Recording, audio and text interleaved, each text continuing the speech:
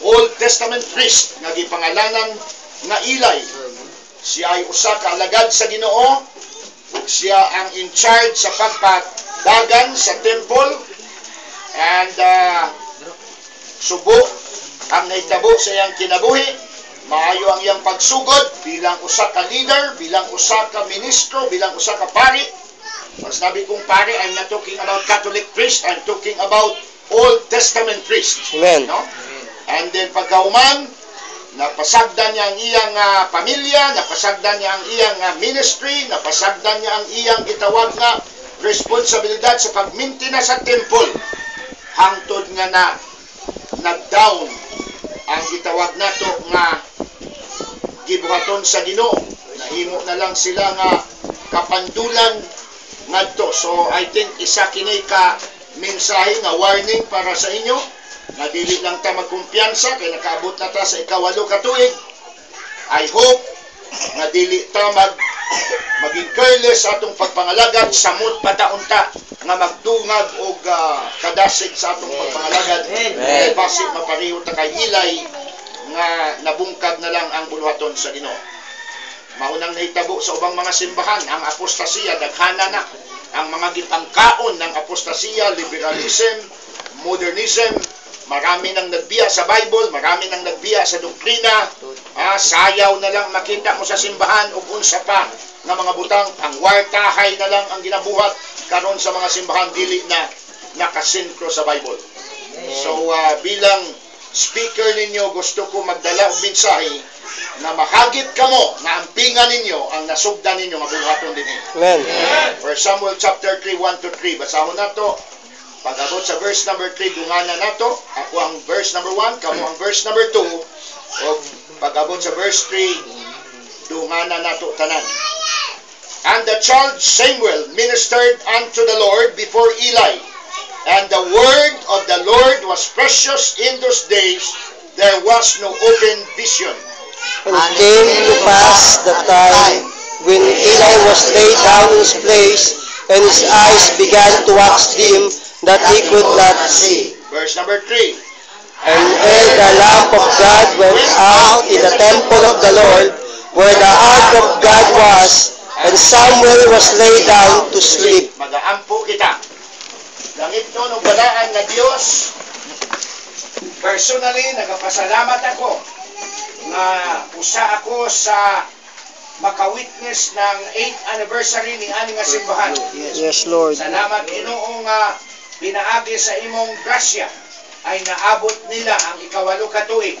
Mga pagkipagpisog, pagmintina, o pagbarog sa tama nga baruganan, o pag-amping sa ilang mga testimony, bisan pa sa ilang ministry, and above all, Ginoo sa imong nga pulong nga maulang ang perfect Bible, the King James Version. Lord. Salamat sa mga produkto o bunga sa hago sa mga membro. Salamat sa mga bag-o nga nadungag. Mawala nila gitanaw ang ilang gigikanan o ang mga offer sa mga simbahan, kundi ang ilang gitanaw ang doktrina. Yes, Nga panahon na para mo barog sa tama nga baruganan. Yes, Lord. Yes, Lord. Saon manamo unya mga tubang kami kanimo ug daghan ang among mga tulubagon kung wala kami nagbarog sa tama nga baruganan. Amen. Dili kami mo barog sa tao, dili kami maghatag og sulit, maghatag og accountability sa tao, kundi muhatag kami og accountability nga kanimo. And that's why kinahanglan nga ang amo paningkamutan nga ginabuhat namo ang imong kabubuton, ginasunod namo ang imong pulong aron dili kami paninglan unya pag-abot ngadto sa judgment seat of Christ. Nahiyaw ug subo ang mahitabo sa mga wala nagtuman sa tama nga doktrina nga ang ilang hago mahimo lang nga mausik, walang reward, dili sila makareign kay Kristo sa 1,000 years. As mahimo silang servant for another 1,000 years tungod sa ilang pagka-liberal o pagbiya sa tama nga baruganan. I pray nga bisan gamay lang kini nga simbahan, magpadayon sila sa ilang baruganan nga nasugdan o tumanon ang imong mga pulong, sundon ang pinal na otoridad na walang lain kundi ang Bible, King James Version. Sundon ang ilang pastor bilang leader, and above all Ginoo nga ilay padayon ang ilang kahayag dinhi nga di mapalong hangtod sulod sa imong pagpanaw. Tanan ginaampo ko apil ang mga bisita na kumay naaman pananglit nga wala pa jud na siguro sa kalwasan, dili unta sila maulaw mahadlok sa pagdawat kanimo. Nakakuyaw alaot ang tao nga moabot ang kamatayon nga wala nakadawat og dito lang sa impyerno, mag-antos hangtod nga wala nang ikaduha tsansa nga maluwas kay dito final na ang desisyon Ginoo, wala nang kaluwasan sa impyerno. Hindi karon ang panahon nga maluwas kami sa diha nga amo dawaton si Kristo, masiguro namo ang among kalag nga moadto sa langit. Kay si Kristo na ang nagbayad sa among kaluwasan, nagbayad sa among mga sala.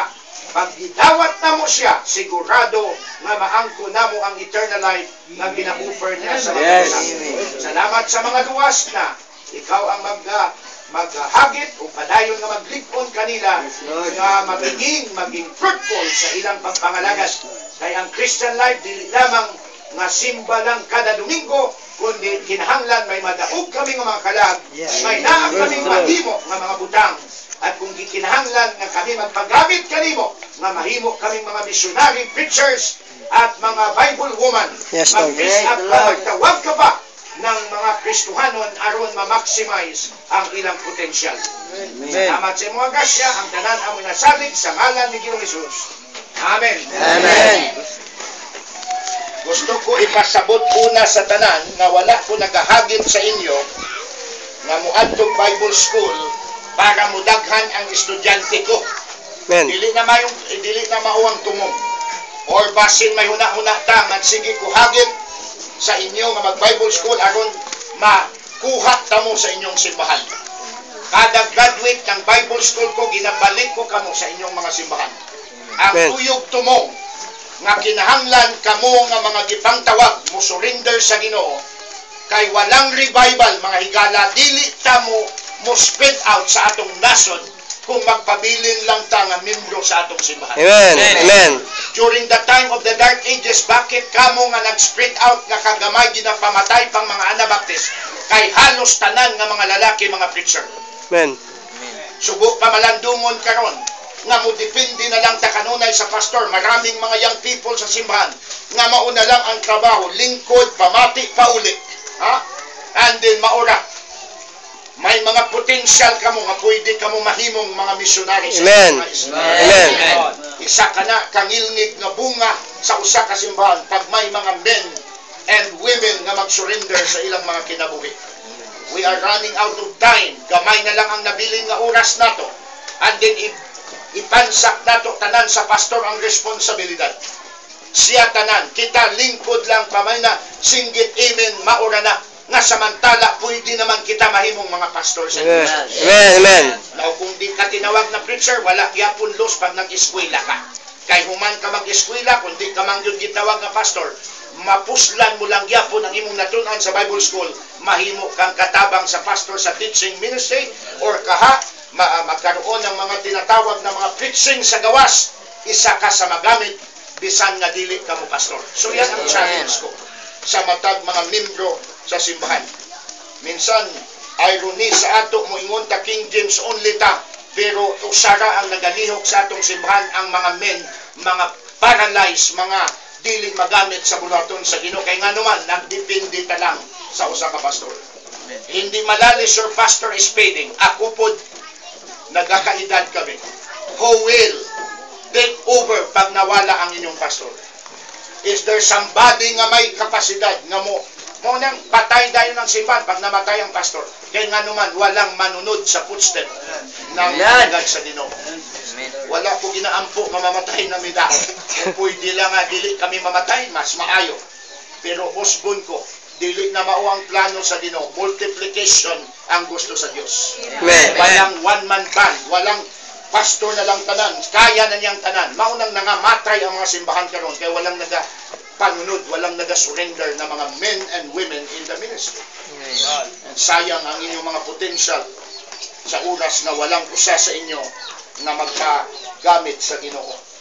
Now, dini ato makita sa 1 Samuel chapter number 3, of course, ato nabasa ang verses 1 and 2, minungod kini kay Eli, na siya usa nakatiguang, nag-abot ng panahon nga nagtiguang na siya.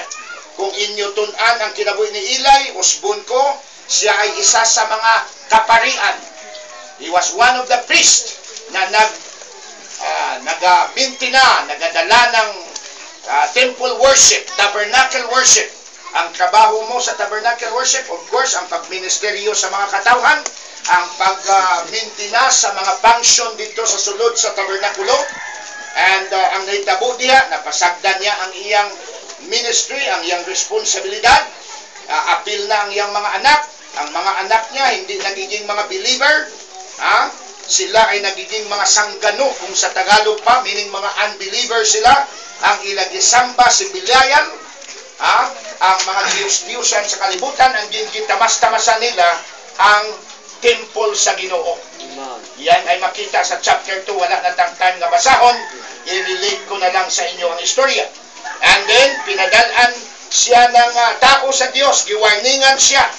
There came a man of God sa chapter 2 verse 27.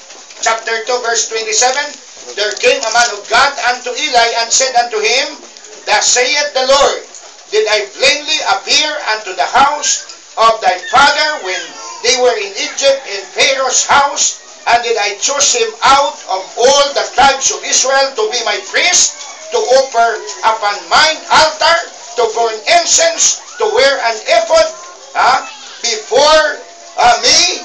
And did I give unto the house of thy father all the offerings made by the fire of the children of Israel? At kung imo basahon, gusto ko lang masave ang time, gipahimangnuan siya nga di baga mauning gihimo sa Ginoo, gitawag ka para lang magministeryo, pero napasagdan mo ang buluhaton sa Ginoo. Napasagdan mo pati ang imong pamilya. Wa mo nahatagan pagtagad ang imong trabaho. Hangtod nagabot nga nagtiguang na siya, ang pinaka-greatest nga sala ni Eli ay napasagdan niya ang lamp dito sa altar nga mapalong. Nabasa nato na sa verse number 3 kanina. Ere the lamp of God went out in the temple of the Lord, where the ark of God was, and Samuel was laid down to sleep.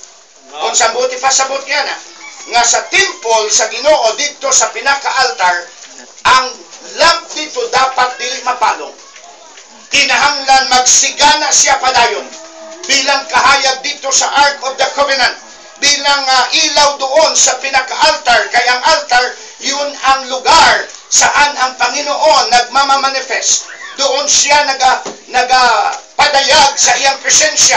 Pag ang Ginoo ay mag-minister na, ang Ginoo mo padayag ngadto mismo through the pillar of cloud or the pillar of fire, doon siya magpadayag sa iyang presensya. And that's why maghimaya daw sila pag nakakita sila ng cloud or pillar of fire na anang Ginoo sa atong presensya. What happened? Pinasagdan ni Eli na namatay ang sugat. Look at Exodus chapter number 27. Exodus 27.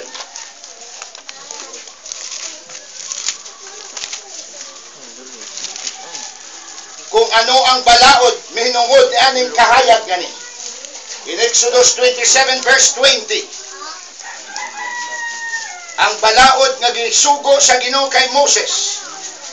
Ingon niya diha, Thou shalt command the children of Israel that they bring thee pure olive beaten for the light. Unsa ang tumong og tuyo nga numan nga magdala sila ng pure olive beaten for the light, to cause the lamp to burn how long? Always. Amen. Meaning dili dapat mapalong, dili dapat mapatay ang ilaw doon sa pinaka-altar. Pero nabasa nato kanina sa kay Eli na namatay ang sugat.